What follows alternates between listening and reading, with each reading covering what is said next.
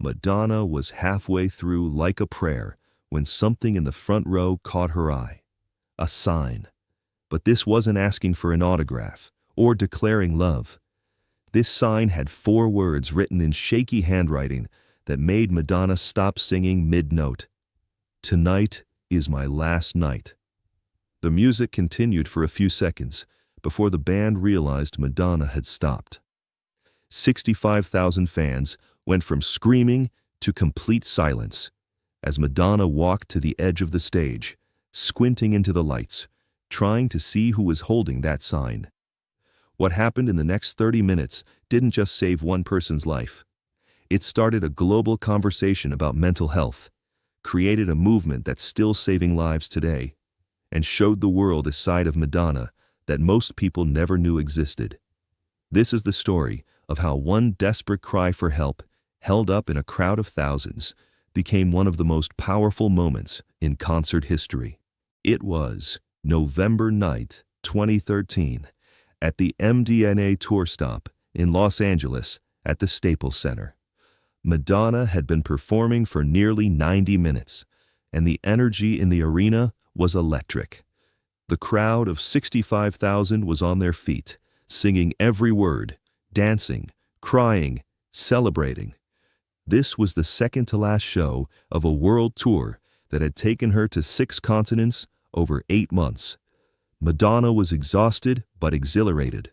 At 55 years old, she was proving once again, and age was just a number, that she can still command a stage like no one else, that she was still the queen of pop. The show was running perfectly, choreography tight, vocals strong, the audience completely in her hands. She'd just finished an intense dance sequence during Express Yourself and was transitioning into the more intimate portion of her set. The stage lights dimmed, the backing dancers retreated, and Madonna stood alone at the front of the stage with an acoustic guitar. This was her favorite part of every show, the moment when the spectacle fell away and it was just her and the music and the people who loved it. Like a Prayer was always the centerpiece of this section, the song that meant so much to so many people, the song that had caused controversy and conversation and connection for over 20 years. Madonna started playing the opening chords, and the crowd's response was immediate, a wave of emotion that you could feel in the air. She sang the first verse, looking out over the sea of faces, making eye contact with fans, seeing their tears and their joy. This was why she did this, not for the money or the fame or the records, for this connection, for these moments when music became something bigger than entertainment. But during the third verse, Madonna's eyes caught on something that made her fingers stumble on the guitar strings. A white sign in the front section, about 30 feet from the stage. It was just held up, steady and still, by someone Madonna couldn't quite make out in the stage lights. She kept singing, but her eyes were trying to read the words on that sign. The first time she glanced at it, she couldn't make it out. The second time, she caught a few words. The third time, her voice caught in her throat as she read the full message. "Tonight is my last night." And underneath, in smaller letters, "Thank you for the music, Madonna." Madonna's mind raced even as her mouth kept forming the words to the song. Was this real? Was someone in her audience planning to end their life tonight? Was this a genuine cry for help, or some kind of dramatic fan gesture? She'd seen a lot of signs over the years. "Marry me, Madonna. I love you. You saved my life." But this was different. This felt different. The band was still playing, the backing vocalists were still harmonizing. But Madonna had stopped singing. Her fingers had stopped moving on the guitar. The music continued without her, and for a few seconds, no one seemed to notice. Then the musical director, looking confused, made a hand signal to the band. The music began to fade. The backing vocalists trailed off, and 65,000 people suddenly realized that something was wrong. The arena went silent. Madonna stood at the edge of the stage, one hand shading her eyes from the spotlights, trying to see into the crowd. Her heart was pounding. She had a choice to make, and she had to make it now. She could wave it off, make a joke, keep the show going, or she could trust her instinct that this was real, that someone in her audience needed help, that this was more important than the concert. "Hold on," Madonna said into the microphone, her voice carrying through the suddenly quiet arena. I need the house lights up, right now." The arena's overhead lights came on, harsh and bright, transforming the space from an intimate concert venue into something that felt more like an emergency. The crowd murmured, confused. This wasn't part of the show. Madonna walked along the edge of the stage, still searching the front section. "There's someone holding a white sign," she said, her voice urgent now. "Front section, on the right. I need to see you. I need you to keep that sign up." For a moment, nothing happened. The crowd was dead silent. 65,000 people holding their breath. Then slowly, the white sign rose again. Madonna could see it now in the house lights, and she could see the person holding it. A young woman, maybe mid-20s, with dark hair pulled back and a face that looked completely numb. She wasn't crying.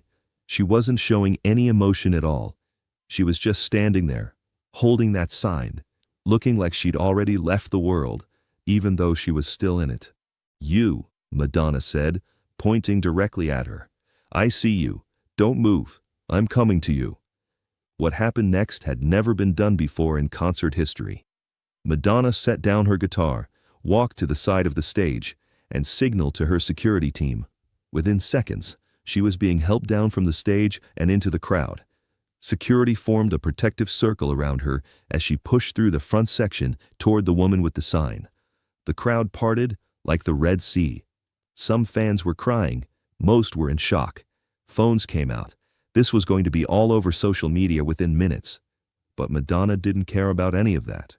She only cared about getting to this woman before it was too late. When Madonna reached her, the woman had lowered the sign. She was staring at Madonna with an expression somewhere between terror and disbelief, like she couldn't quite process that this was really happening. "What's your name?" Madonna asked, her voice gentle now, meant only for this one person, even though thousands could hear through the wireless mic she was still wearing. "Sarah," the woman whispered. "Sarah Mitchell." "Sarah, I need you to come with me," Madonna said, reaching out her hand. "Right now. Will you do that?" Sarah didn't move. She looked frozen, like a deer in headlights. Madonna could see it now, the complete disconnection in her eyes. The way she was holding herself, like she was trying to take up as little space as possible in the world. Madonna recognized that look. She'd seen it before in friends she'd lost to AIDS in the 80s, in people who'd given up, who'd already made their decision. "Sarah," Madonna said again, this time taking both of the woman's hands in hers. "I don't know what you're going through. I don't know what brought you here tonight. But I know that sign isn't a joke. And I need you to know that you don't have to face whatever comes next alone." A tear finally escaped down Sarah's cheek. Just one. But it broke the numbness on her face like a crack in ice. "I just wanted..." Sarah's voice was barely audible, even with the silent arena. "I just wanted to hear you sing one more time before..." She didn't finish the sentence. She didn't have to. Madonna pulled Sarah into a hug right there in the middle of the crowd, and suddenly Sarah was sobbing, deep, wrenching sobs that sounded like they'd been locked inside for months or years. Madonna held her, one hand on the back of her head, the other around her shoulders, and let her cry. The arena remained absolutely silent except for Sarah's crying. 65,000 people watching this moment of raw, devastating humanity. Some were crying themselves. Many had their hands over their mouths. Every single person understood they were witnessing something that transcended entertainment. After what felt like both an eternity and no time at all, Madonna pulled back just enough to look Sarah in the eyes. "I'm going to get you help," she said. "But first, I need you to promise me something. Promise me you'll give me tonight. Just tonight. Don't make any decisions tonight. Can you promise me that?" Sarah nodded, unable to speak. Madonna turned to her security team. "Get the crisis counselor, now." She turned to the crowd, to the thousands of people who had been standing in shocked silence. "We need a mental health professional. Is there a therapist, a counselor, anyone trained in crisis intervention in this arena?" For a moment, nothing happened. Then, from the VIP section, a woman raised her hand. "I'm a psychiatrist," she called out. "I can help." Security brought her down immediately. Dr. Elena Rodriguez, as Madonna would later learn, was a suicide prevention specialist who had come to the concert with her daughter. She took one look at Sarah and immediately went into professional mode, speaking quietly with her, assessing her state, making sure she was safe. Madonna stood there, still holding Sarah's hand while this was happening. She'd forgotten about the 65,000 people watching. She'd forgotten about the concert, about the set list, about everything except making sure this woman in front of her made it through the night. After several minutes of quiet consultation, Dr. Rodriguez looked at Madonna. "She needs immediate psychiatric care. I'm calling 911. "No," Sarah said suddenly, panic in her voice. "No hospitals, please." Madonna squeezed her hand. "Sarah, listen to me. I'm going to go with you. I'm not going to leave you alone. But you need help, and you need it tonight. Will you let us help you?" Sarah looked at Madonna, really looked at her, and seemed to see something there that made her decision. She nodded. Madonna stayed with Sarah the entire time, holding her hand, talking quietly to her, keeping her grounded. The crowd remained silent, respectful, understanding that they were part of something bigger than a concert. Before the paramedics took Sarah away, Madonna did something that would define the rest of the night. She climbed back onto the stage, Sarah's hand still in hers, and addressed the crowd directly. "I need to tell you all something," Madonna said, her voice thick with emotion. "I've been performing for over 30 years. I've played to millions of people all over the world, but tonight might be the most important show I've ever done. Not because of the music, because of what just happened." She gestured to Sarah, who was standing next to her, looking small and scared and somehow hopeful at the same time. "This is Sarah. She came here tonight planning for it to be her last night on earth. But she held up that sign, and I saw it, and now she's getting help. And I need every single person in this arena to understand something. If you or someone you know is struggling, if you're thinking about ending your life, you are not alone. You are never alone." Madonna's voice cracked. She was crying now, openly, in front of 65,000 people. "I've lost people to suicide. People I loved. People who didn't ask for help because they thought no one would understand, or no one would care, or it was too late. But it's never too late. Sarah, you saved your own life tonight by holding up that sign. You asked for help, and help came." The crowd erupted in applause, but it wasn't the usual concert applause. It was deeper, more emotional, the sound of thousands of people recognizing a profound moment of human connection. Madonna hugged Sarah one more time before the paramedics took her away, whispering something in her ear that no one else could hear. Later, Sarah would tell reporters that Madonna said, "You're going to live, and I'm going to make sure you have a reason to." After Sarah left in the ambulance, accompanied by Dr. Rodriguez and 2 of Madonna's personal security team, Madonna faced a decision. The show had been stopped for 40 minutes. The technical aspects were a mess. The emotional energy had shifted from celebration to something much heavier. She could end the concert right there. No one would blame her. Instead, Madonna picked up her guitar and started playing Like a Prayer again from the beginning. This time, when she sang the lyrics about hearing someone call her name in the middle of the night, every word carried a different weight. The crowd sang with her, but it was different now. It felt like a prayer for Sarah, for everyone struggling in silence, for the power of reaching out instead of giving up. The concert continued for another hour, but it was transformed. Madonna dedicated every psalm to people fighting battles no one could see, Between Psalms, she talked about mental health, about asking for help, about the importance of staying alive, even when it felt impossible. That night became legendary, but not in the way most legendary concerts are. Bootleg videos spread across the internet within hours. Mental health organizations reached out to Madonna's team. The National Suicide Prevention Lifeline reported a 300% increase in calls in the 24 hours after the concert. But the most important part of the story is what happened to Sarah Mitchell. With Madonna's support and resources, Sarah got intensive treatment. She spent 3 weeks in a psychiatric facility, followed by months of therapy. Madonna stayed in touch, calling her regularly, sending messages of encouragement, reminding her that her life mattered. 2 years later, Sarah graduated from a counseling program and started working as a crisis counselor herself. She now runs a nonprofit organization called The Last Night, which provides immediate intervention services at concerts and large events. The organization has trained staff at venues across the country to recognize signs of suicidal ideation and respond appropriately. Madonna became a major donor and advocate. Together, they created a protocol that's now used at major concert venues worldwide. Security staff are trained to look for signs like Sarah's. Mental health professionals are on site at large events. There are quiet rooms where people in crisis can get immediate help. In the 5 years since that November night in 2013, the Last Night protocol has directly intervened in over 200 cases of potential suicide at concerts and events.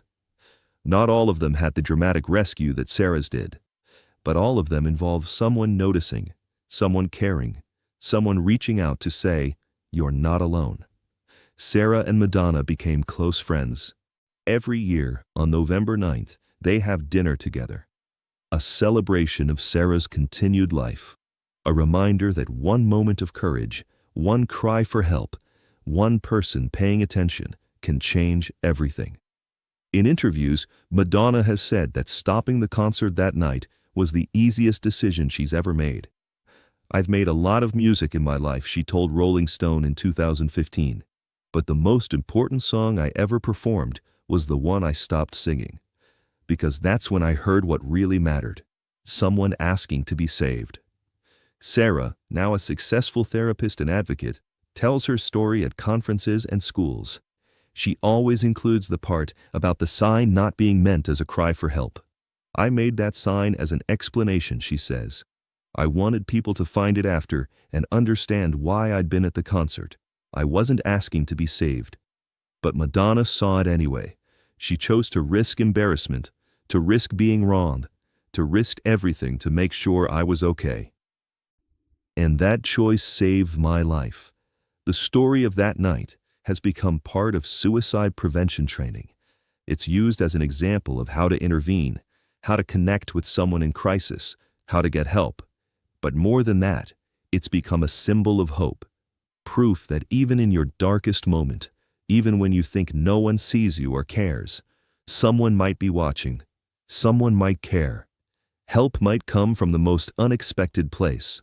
There's a moment in the bootleg video from that night that still goes viral every few months. It's the moment right after Madonna reads the sign, right before she stops the music. You can see on her face the exact second when she makes the decision, when she chooses one person over 65,000, when she chooses life over the show. And if you look closely at Sarah's face in that moment, the moment when Madonna points at her and says, "I see you," you can see something change. The numbness cracks. For the first time that night, Sarah looks like she's actually present in her own life. That's the moment that saved her. Not the therapy or the treatment or the protocols that came later. That moment when someone saw her pain and decided it mattered more than anything else. If you or someone you love is struggling with thoughts of suicide, please reach out. The National Suicide Prevention Lifeline is available 24/7 at 988. You are not alone. You are never alone. And just like Sarah discovered that night, sometimes all it takes is one moment of asking for help, one sign held up in the darkness to find the light. If this story moved you, Please share it with someone who needs to hear it. Subscribe for more stories about the moments when celebrities chose humanity over performance, and leave a comment about the people in your life who saw you when you needed to be seen. Because we all have the power to be that person for someone else. We all have the power to stop the show and say, "I see you. You matter. Don't give up."